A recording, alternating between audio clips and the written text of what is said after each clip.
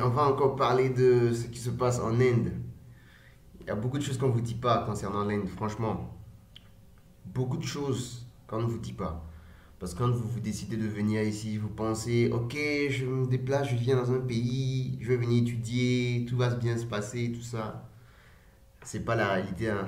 Ça, c'est pas la réalité. C'est ce qu'on vous fait, c'est ce qu'on vous fait croire. Mais c'est pas du tout la réalité. Pourquoi? Parce que parlons des agences, les agences, eux, ils vont vous dire, ouais, on prendra soin de vous, on fera ceci, on fera cela, mais ils vous disent pas tout. Ils vous disent pas tout. Par exemple, même les parents, peut-être des parents même vont venir, ils vont dire, ouais, la vie en Inde, c'est facile, tout ça, les trucs sont moins chers, tout ça. Non, c'est n'importe quoi, on voit quoi n'importe quoi. Allons-y, détail par détail, étape par étape, on va dire. Donc, quand tu arrives dans le pays, quand tu arrives en Inde, étant étranger, il te faut... c'est quoi ce truc-là? Donc, quand tu arrives ici, il te faut un permis, un truc, comment on appelle ça? Le permis de résidence. Tu vois? Un papier qui montre que, ok, tu es ici pour telle chose et pour telle période de temps. Et c'est pas un papier genre tu l'as une fois et c'est fini. Non, non, non, non, non. Tu le renouvelles à chaque fois. Tu vois? On appelle ce papier le RP. RP. Genre RP quoi. Genre Residential Permit, le permis de résidence. Tu vois? Donc, c'est un papier obligatoire.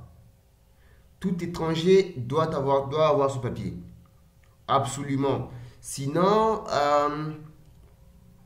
sinon la police vient et puis il vous attrape, il vous fout en tôle. Vous pouvez voir sur mon Facebook, je sais pas, c'était quand, je pense en 2016 ou 2017. J'avais fait une vidéo où je montrais aux gens, je montrais la police en train d'arrêter des Africains.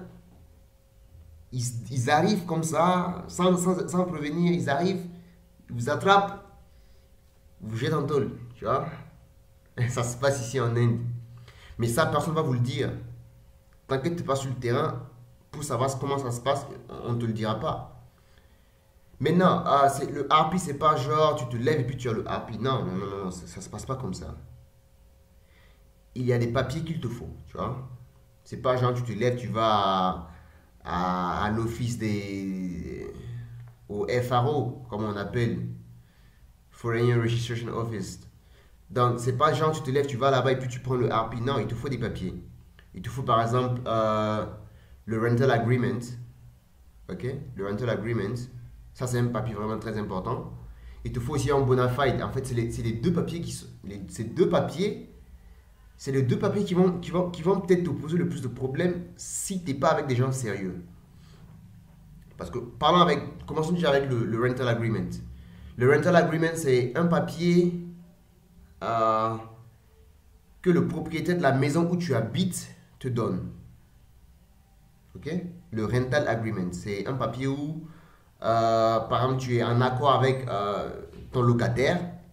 Ton locataire te dit, ok, on fait un contrat 11 mois ou 12 mois, tu vas habiter chez moi. Ok? Tu habites dans la maison genre, je te loue ma maison et je te fais un papier qui montre que, ok, toi, tu vis dans cette maison, tu vois? C'est ça le rental agreement. Maintenant, l'autre papier, le bona fide, c'est un papier qui est donné par l'école. Par l'école. Et donc, c'est l'école atteste que, effectivement, tu étudies dans leur établissement, dans leur enceinte et que tout se passe bien, tu vois. Maintenant, c'est quoi le problème? Le problème, c'est que quand tu n'es pas avec des gens sérieux, je mentionne toujours le nom de personne là, quand tu n'es pas avec des gens sérieux, ils vont te faire tourner. Le rental agreement, c'est un papier. Ça te coûte quoi? Ça te coûte à peine 200 roupies. Non, 150 roupies en fait. Ok, arrondis ça à 200 roupies. Ça coûte en fait 200 roupies. Et 200 roupies, c'est environ 2000 francs. C'est genre, tu ajoutes toujours un zéro. Quand tu convertis roupies CFA, tu ajoutes toujours un zéro. Un roupie pour donner le CFA. Donc 200 roupies, c'est environ 2000 CFA. Ok? Donc tu vas. Et non, ils vont pas te donner le papier, ils vont te faire tourner. C'est un papier, tu vas. En un jour, tu l'as. En un jour, tu as le papier. Il n'y a même pas à discuter. C'est genre, tu vas à la. C'est un peu comme si tu vas à la police. Tu dis, j'ai besoin d'un rental agreement. On te donne juste deux papiers. On te donne juste quelques papiers. Tu remplis avec ton passeport. Ils mettent les informations, puis dessus, ils signent. Foutent le tampon, tu dois foutre le tampon dessus, puis c'est fini, quoi. C'est tout. Rien de compliqué. Mais non, quand tu n'es pas avec des gens sérieux, ça va pas se passer comme ça. Ils vont te dire, ouais, non, non, non, il faut payer 500 roupies, ou il faut payer tel montant, des montants gonflés. Tu te demandes, mais qu'est-ce qui se passe? Mais toi, étant nouveau, tu vas même pas te rendre compte qu'enfin, tu es en train de te faire voler sans le savoir. Parce que pour toi, tout est normal. C'est des gens réglo. Ils t'ont dit qu'ils allaient te faire venir. Ils t'ont effectivement fait venir. Mais tu te rends pas compte. Tout ce qu'ils sont en train de faire au-dessus de ta tête, tu t'en rends pas du tout compte. Tu vois? Donc, ils vont te faire tourner pour avoir ton papier, ton rental agreement.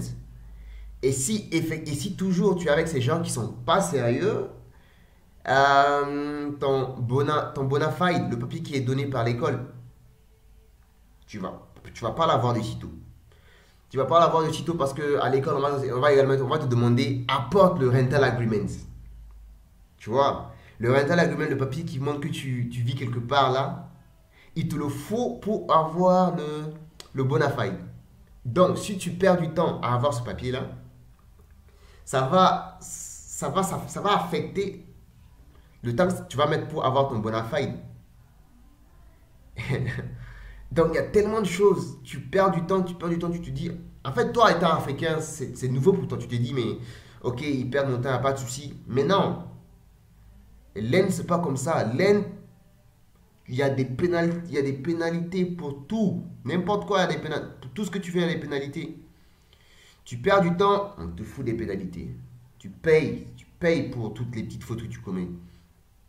Donc, tu vas perdre ton temps, ils perdent ton temps et toi tu perds ton temps.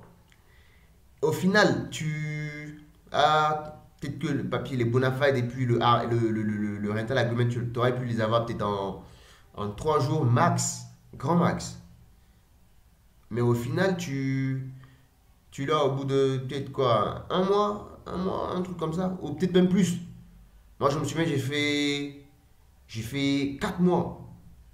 4 mois, j'ai fait pour avoir mon rental agreement. 4 mois.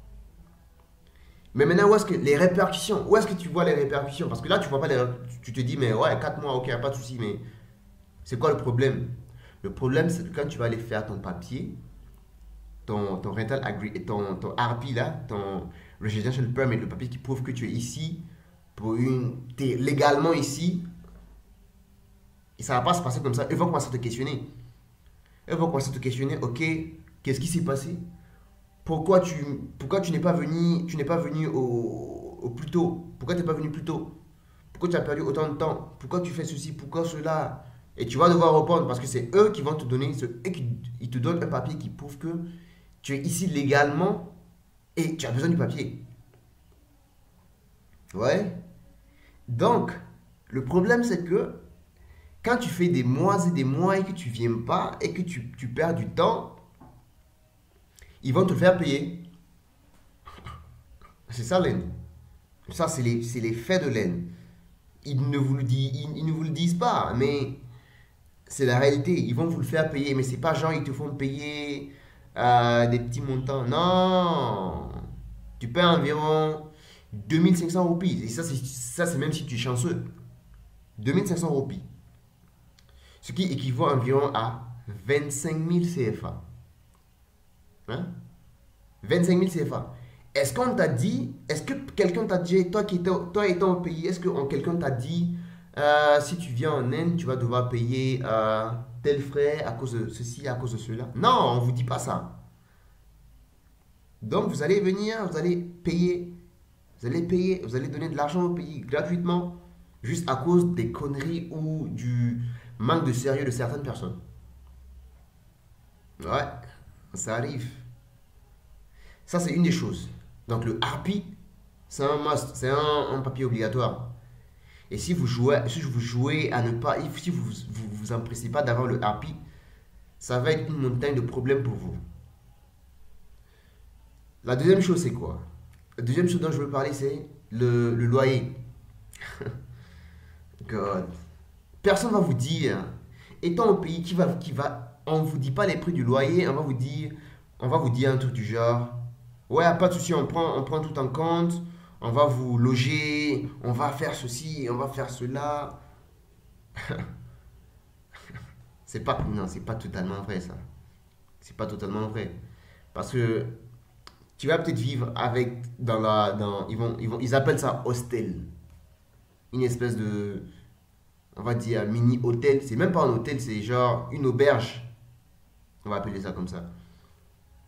Tu vis là-bas, mais à cause des problèmes de convenience, tu vas peut-être vouloir aller te rapprocher de ton école. Parce que le déplacement, tu vas te déplacer matin, soir, franchement, à un moment donné, ça va te fatiguer. Et donc, tu vas vouloir te rapprocher de ton école. Mais ce qu'on ne vous dit pas, c'est le prix du loyer et ce qu'il faut faire avant. Ce qu'il faut payer, la caution du loyer, on ne vous dit pas ça. Donc, moi, je vous dis la vérité. Moi, je vous dirai la vérité, comment ça se passe. Ils ont un système single house. Ils ont single house. Ça, c'est genre entrée couchée. Si vous savez ce que c'est entrée couchée, tu ouvres la porte, tu entres, tu te couches. Voilà. Ça, c'est entrée couchée. Il n'y a pas de chambre. Genre, tu ouvres la porte, puis voilà quoi, c'est tout. Ça, c'est entrée couchée. Ils appellent ça single room. Ok, ça, c'est single room. Maintenant, il y a les 1 BHK, les 2 BHK, 3 BHK. Maintenant, BHK, c'est BHK, B c'est quoi? Bedroom, HK. Ah, je m'en souviens plus, mais c'est pas un problème. En fait, BHK, c'est genre une maison, salon, chambre, douche, cuisine. Ok? C'est ça les BHK. Maintenant, si on dit 1 BHK, c'est une chambre, salon, douche, cuisine.